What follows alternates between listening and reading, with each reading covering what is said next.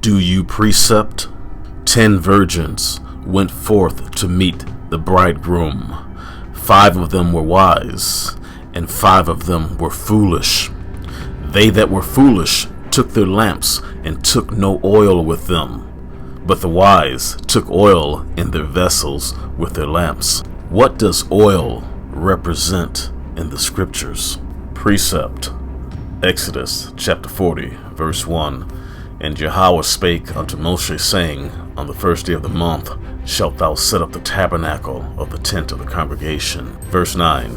And thou shalt take the anointing oil, and anoint the tabernacle. Verse 12.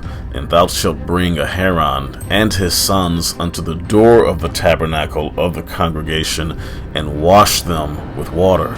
Verse 13. And thou shalt put upon Aharon the holy garments, and anoint him, and sanctify him, that he may minister unto me in the priest's office. Now the 5 wise virgins had their oil lamps ready, but the 5 foolish took no oil.